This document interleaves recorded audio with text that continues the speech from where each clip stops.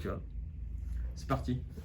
Est-ce que tu peux te présenter rapidement? Eh ben, oui, absolument. Jean-François, 54 ans, Bethnia, voilà, 2 enfants, un garçon, une fille.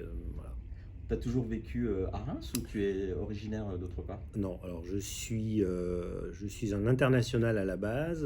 Mes parents ayant fait beaucoup d'international, je suis revenu en France en ce qui me concerne à l'âge de 18 ans pour me faire poursuivre par mes études. Et donc je suis arrivé pensionnaire au Sacré-Cœur à l'époque des Jésuites. Ah, ok. Des frères en l'occurrence. Voilà. Et tes parents à l'international, ils faisaient quoi? Mes parents étaient internationaux, ils étaient dans le corps enseignant et dans l'activité diplomatique. D'accord. Voilà. Et toi, donc, qu'est-ce que tu as suivi comme cursus suite à Alors ça? moi, je me suis fait poursuivre par mes études, donc j'ai une double formation, technique et business, donc l'école centrale et l'EDEC à Lille. Ok. Voilà, et puis j'ai été un serial entrepreneur dès mon plus jeune âge, parce que j'ai quasiment commencé mon activité pro par monter une première boîte.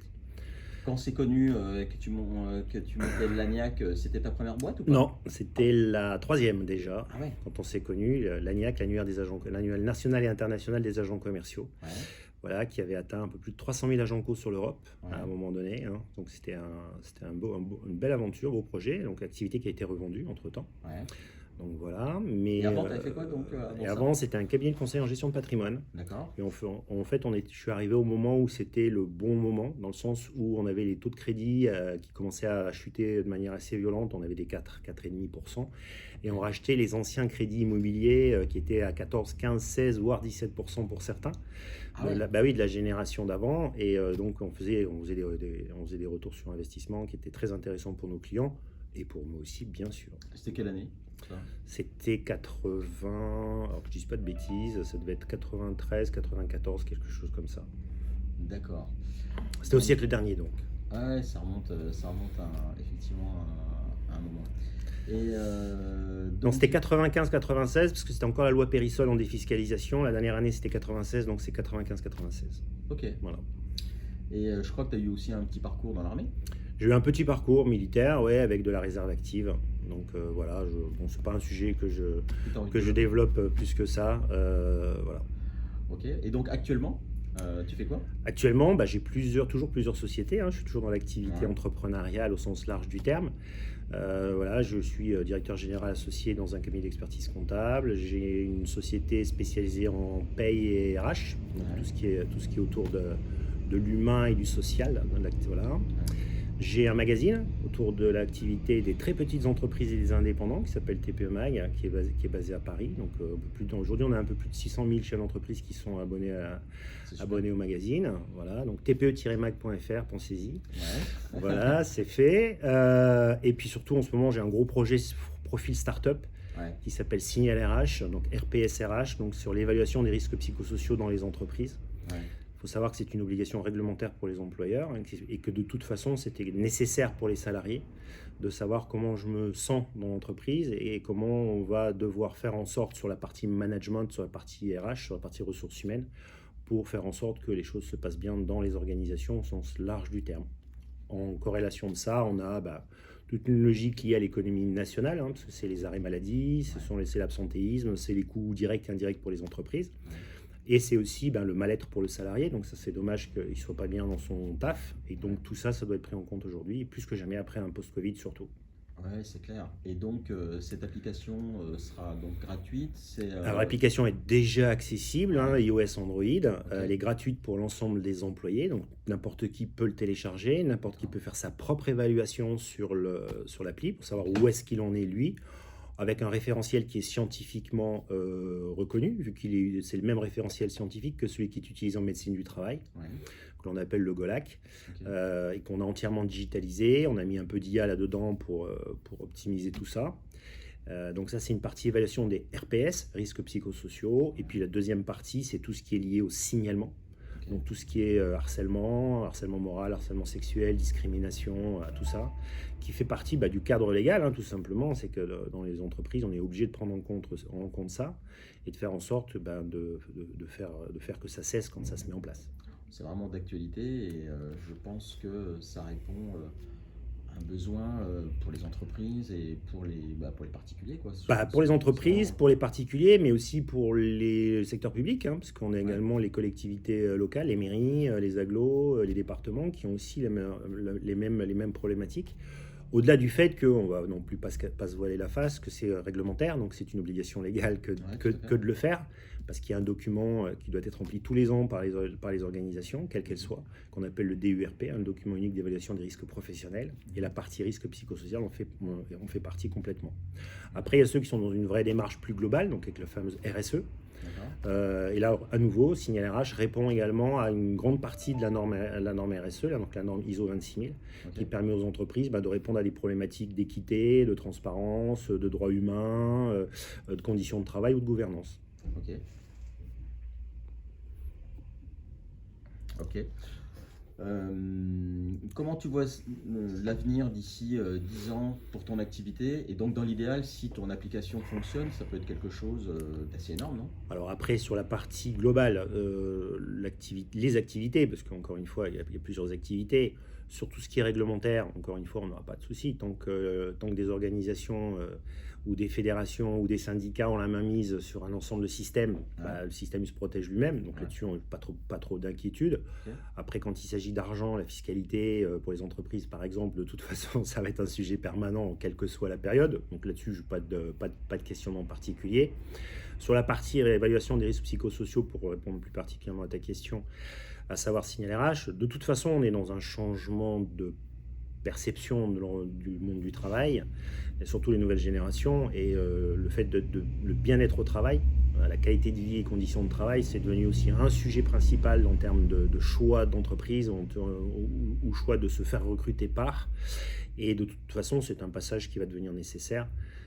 Et ça semble assez naturel. Je reviens de Tunisie, j'étais avec l'inspection du travail en Tunisie. Ils sont déjà dans cette logique déjà de commencer eux aussi à réfléchir à ça. Donc c'est en train de se déployer mondialement, on va dire. Et de toute façon, nous, à l'échelon européen, c'est une réglementation européenne. Donc le droit tout ce qui est lié du travail aux risques psychosociaux, c'est aussi une réglementation européenne. Donc de toute façon, on y va peu ou prou. Ok. Tu as une formation en économie, tu es en contact régulier avec des entrepreneurs, avec le magazine TPE Mag. Comment tu juges la situation économique de la France et comment tu vois quelles seraient les solutions pour améliorer cette situation d'endettement assez catastrophique? Est-ce que tu vois une amélioration ou tu te dis on est mal barré? En fait, il y a plusieurs grilles de lecture, encore une fois, c'est toujours pareil. Il y a un constat qu'il faut faire, c'est qu'aujourd'hui, sur 5 salariés, il y en a un, il est fonctionnaire. Ok. Donc ça veut dire qu'on a un ratio effectif fonctionnaire par rapport à l'activité emploi qui est importante. Donc c'est aussi un vrai sujet.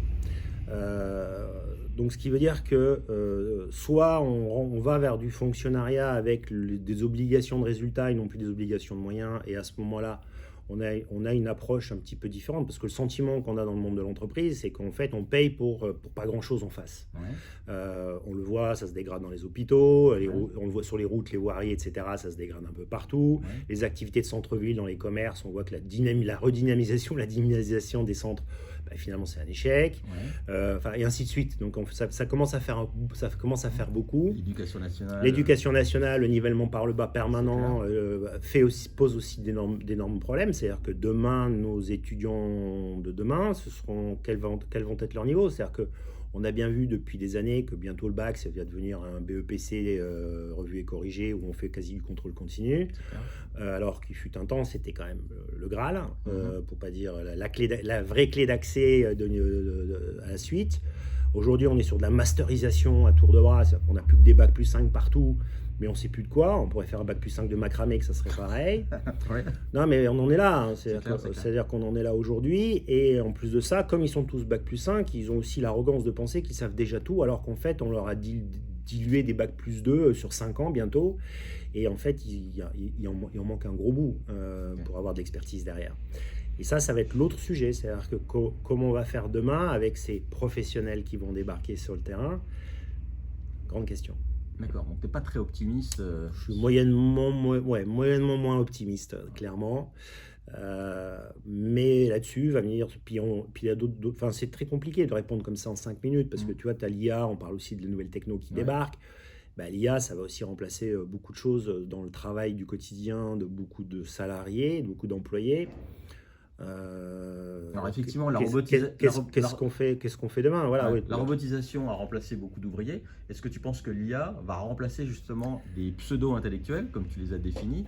Alors, c'est pas la logique de pseudo-intellectuel, c'est qu'aujourd'hui l'IA c'est des outils qui font de la machine learning, c'est-à-dire qu'on est vraiment dans des logiciels, des systèmes qui apprennent au fur et à mesure du temps et qui sont capables de remplacer certains niveaux de réflexion de certaines catégories de salariés.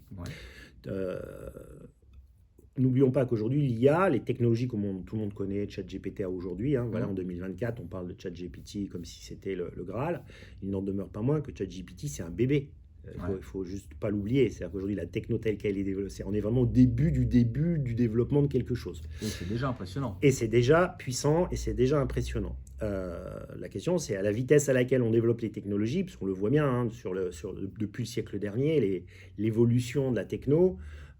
Moi, j'ai 54 piges, je me vois encore dans les années 90 avec mon Radiocom 2000, avec le téléphone dans la voiture, voilà, ensuite on a eu le bebop, il fallait être à côté de la borne si tu voulais arriver à faire le malin à quelqu'un qui t'appelle ou que t'appelles quelqu'un.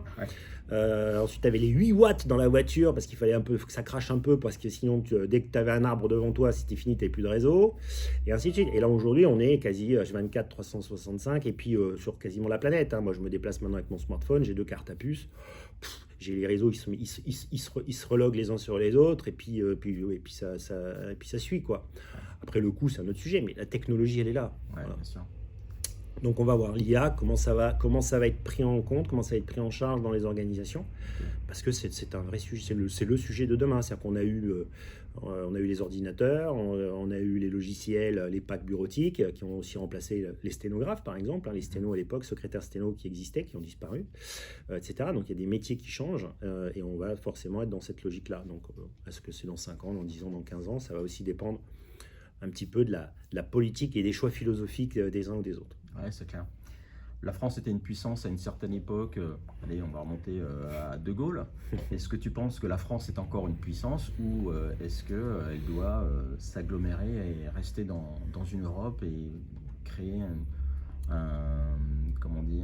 quelque chose de puissant pour contrer les États-Unis ou les Chinois, ou est-ce que tu penses que tout ça, c'est un leurre?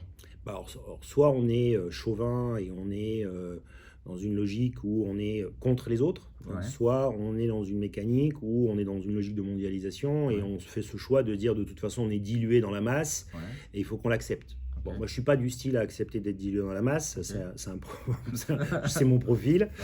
Donc voilà, je pense que déjà la France dans l'Europe, il faudrait peut-être qu'on fasse quelque chose de cette Europe-là, parce qu'aujourd'hui on voit bien que ça patine. Que certains sortent, d'autres entrent, on ne sait pas trop, donc dans des conditions qui sont assez opaques, il faut aussi le dire. On voit que l'économie globale des différents pays, la France y compris, avec son endettement, fait que ça pose d'énormes questions sur la suite. On a rajouté à un moment la Banque Centrale Européenne, et finalement c'était ni plus ni moins qu'une couche de plus dans le millefeuille qui permettait de refaire des crédits de manière plus globalisée.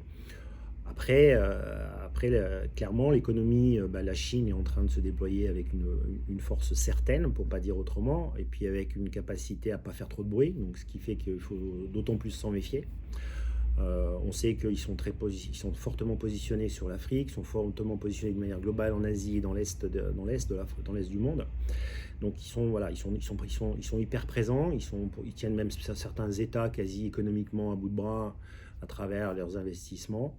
Je pense que là, il y a une vraie logique de géostratégie à reprendre en main, à reprendre en compte. Et encore une fois, quels vont être nos experts de demain pour être capables d'intégrer, de comprendre tout ça? Parce qu'aujourd'hui, on pêche. On pêche également par manque d'experts, par manque de compétences pour pouvoir, avoir la bonne grille de lecture de ce qui est en train de se passer. Ok. Toi, en géostratégie, tu vois un pôle Russie, Chine, Inde, contre États-Unis, Europe Alors, pas contre, parce que je pense que les Chinois sont pas dans cette mécanique-là, parce qu'ils viennent en souterrain, en sous-marin, donc ils sont pas en frontal, hein, c'est pas leur façon de travailler. Ok. Mais très clairement, la Chine, alors avec l'Inde ou avec la Russie, ou sans d'ailleurs, hein, parce que finalement, elle peut aussi, aujourd'hui, elle pourrait s'en passer. Ouais. Mais ouais, en l'occurrence, on voit bien que voilà, il y a eu les États-Unis, il y a eu l'Europe, maintenant il y a la zone Asie. Ça, en gros, que le barycentre économique et le barycentre des forces est en train de se déplacer. Et comme le nerf de la guerre, c'est toujours le pognon. Voilà, Ouais, c'est clair. tout est dit. Bon, bah, super. Est-ce que tu as quelque chose d'autre à rajouter? Je te remercie de ce super interview. Hein. J'étais pas du tout au courant, sinon je me serais maquillé et tout. Mais bon, je te remercie en tout cas. Non, mais on sent que tu as l'habitude de la Voilà. communication. C'était très intéressant et très fluide. Merci. Voilà, merci. Salut Jean-François.